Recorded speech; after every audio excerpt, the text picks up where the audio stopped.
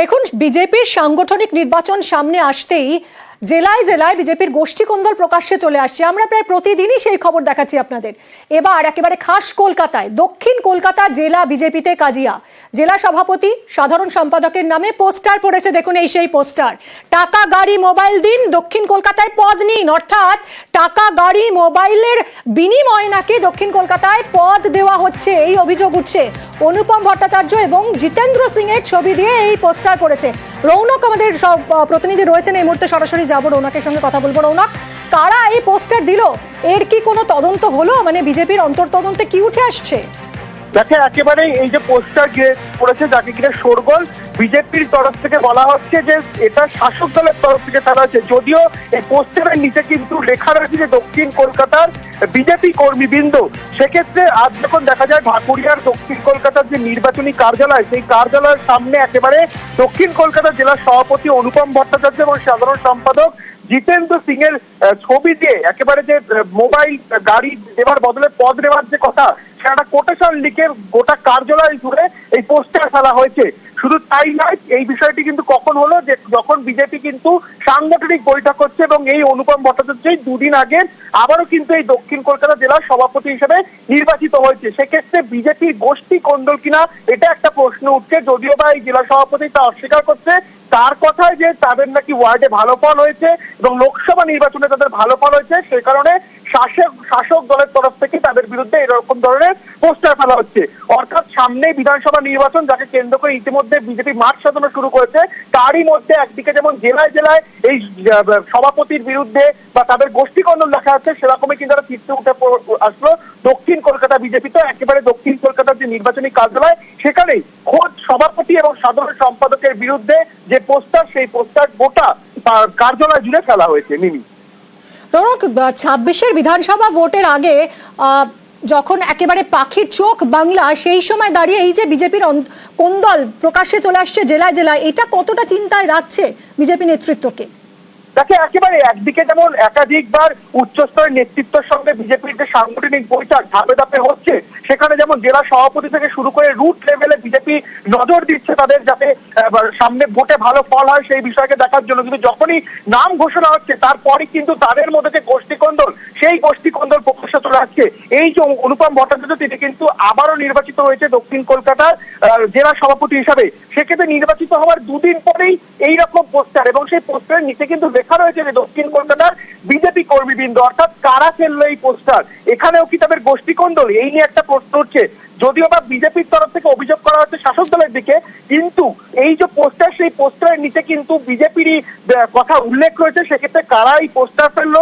এবং একদিকে যেমন সামনে বিধানসভা নির্বাচন, সেখানে এখন তাদের সংগঠনকে তারা মজবুত করার জন্য বিভিন্ন সাংগঠনিক বৈঠক করছে, জেলা সভাপতি নির্বাচিত করছে, এবং সেই তো পদ নির্বাচিত হয়ে যাবার পরই সেই পদ নিয়ে কিন্তু তাদের মধ্যে একটা গোষ্ঠী কোন্দল দেখা যাচ্ছে। জেলায় যে গোষ্ঠী কোন্দলগুলো গত দুদিন ধরে আমরা দেখছি, সেরকমই কিন্তু একটা চিত্র উঠে আসলো দক্ষিণ কলকাতা। একবারে দক্ষিণ কলকাতার জেলা সভাপতি এবং সাধারণ সম্পাদকের ছবি নিয়ে লোভ এবং লালসার দেখিয়ে পদ নেওয়ার যে কথা, সেই কথা কোট করে কিন্তু গোটা দক্ষিণ কলকাতার যে নির্বাচনী কার্যালয়, সেই কার্যালয় জুড়ে এই পোস্টার করেছে। রৌনক, তুমি সঙ্গে থাকো।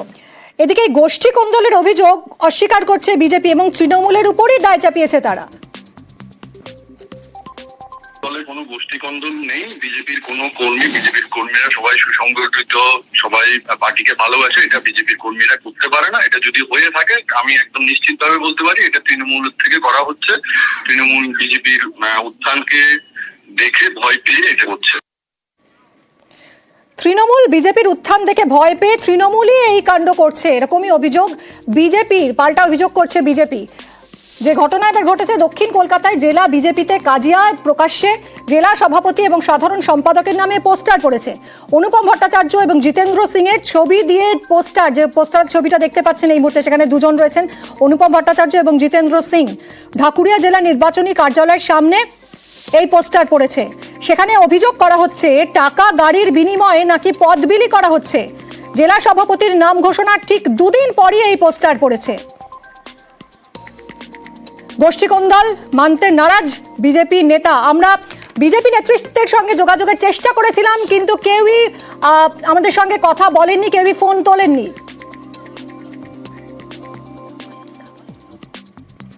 আমরা তাও চেষ্টা করছি বিজেপি নেতার সঙ্গে কথা যোগাযোগ করার। দক্ষিণ কলকাতার জেলা বিজেপির কাজিয়া এবার প্রকাশ্যে।